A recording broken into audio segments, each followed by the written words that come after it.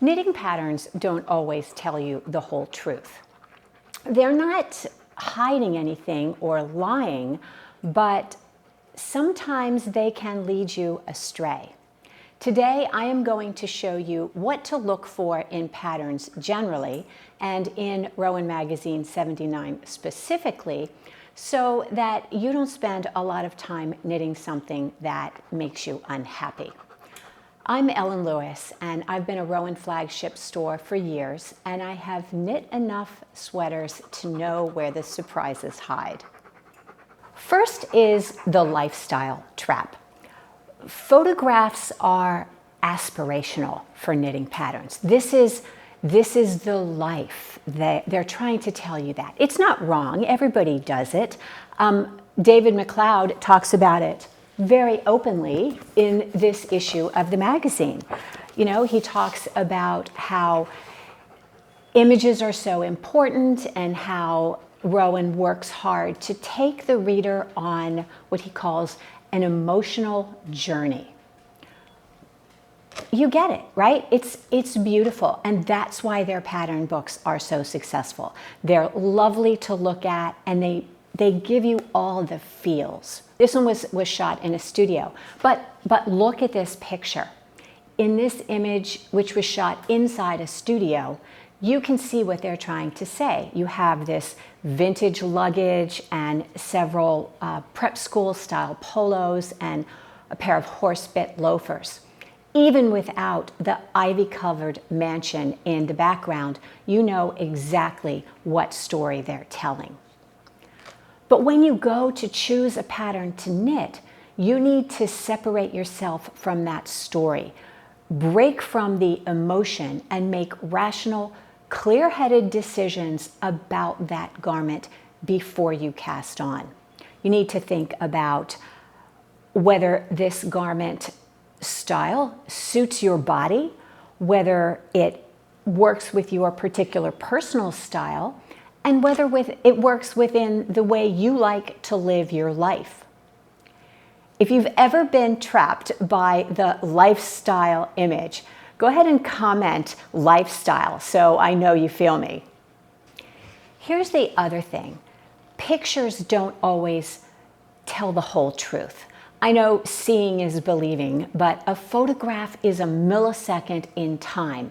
And there are so many ways that the photographer and the stylist can work to optimize the way that garment looks, which isn't necessarily how it's going to work in real life, how it is going to hang on your body. You really have to look at the schematic and read the pattern before so that you know where the problems are. For instance, let's look at this beautiful garment, Tansy. Really, really pretty. But when you dig into it, you can see that the armhole depth for the smallest size, which is intended to fit a size 28 to 30 bust, the armhole depth on that garment is about 8 inches. That's a very deep armhole for a small size. But when you look at the pattern picture, you don't see that. You see how her arm is kind of closing in against that armhole. You have no sense about how deep that armhole actually is. Again, you want to consult the schematic and the pattern. This is especially important with things like length, because you can't tell how long something is based on how it looks on the model. Models are notoriously tall with very long legs and short bodies.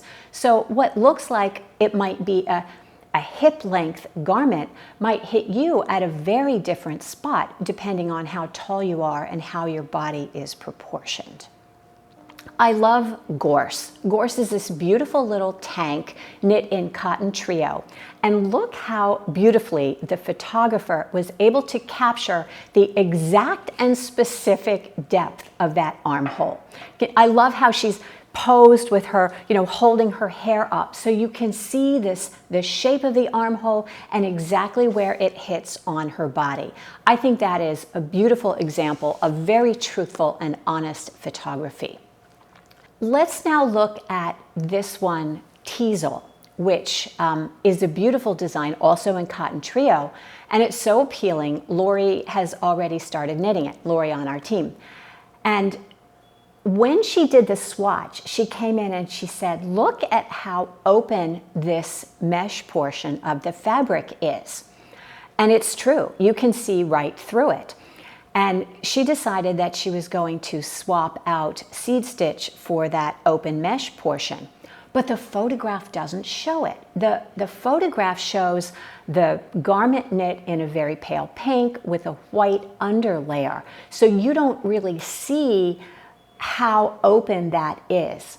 It's not dishonest or anything, but it's slightly misleading. You really have to look carefully at the fabric of the thing and see whether that's going to work in your life. Another thing you want to consider is whether the yarn used in the pattern is adding to the challenge. This garment by Martin Story, it's called Lupin, absolutely stunning. The fabric is a lace pattern. It has a heart-shaped motif, and it's a wrap sweater, which means you've got shaping all down the front on both sides. And it is knit in beautiful kid silk haze, which is a challenging yarn to knit with. You've got a lot of shaping and lace, and this yarn really does not like to be unknit. Consider that. You know, this is marked as an experienced knitter pattern. Believe them. Don't overlook the wonderful basics that are in this magazine or any pattern collection that you look at. Patterns like Field, they don't jump off the page and say, ooh, knit me, knit me. They're basically a sweatshirt, okay? Field is a hand-knit sweatshirt. It's not knit in a spectacular color, but this is the kind of garment that you're gonna knit and you're gonna wear it 3 days a week. And you're gonna love it and you're gonna get so much wear out of it. You don't have to choose a neutral. Pick a color that makes your heart sing and work it in that color and wear the heck out of it. Same thing with Rugby, which is basically a hand-knit polo shirt. If you wear a lot of polo shirts, this is exactly the kind of thing you want to knit because it is going to work in your wardrobe and you will get so much wear out of it. I know it goes without saying, but remember that you can knit these patterns in any color that you want. Typically, when they select colors and samples for a photo shoot, they're using light colors to show the stitch pattern and give you a better idea of what the garment actually looks like. But if those colors don't work for you, you obviously don't have to use them. And the last thing I want you to really pay attention to is the little things that drive the way you choose what you want to wear.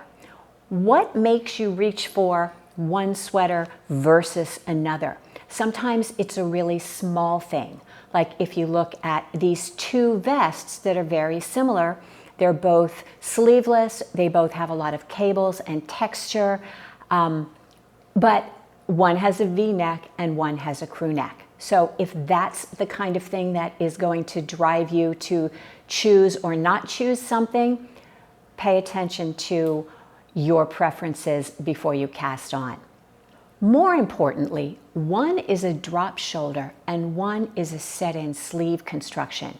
And these two styles of construction fit very differently. Which one fits you the way you like it?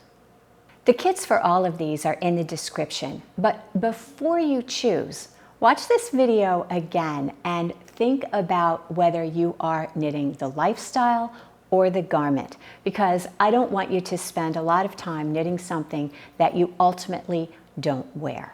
If you enjoy this kind of content, I think you would absolutely love my newsletter, which you can sign up for in the link. I send it out every Tuesday, and it is full of this kind of conversation about sweater knitting, knitting tips and tricks, and happenings in the yarn world. Also, if you enjoy my videos, please subscribe. We'd love to have you. I'm Ellen Lewis, and I'll be back next week.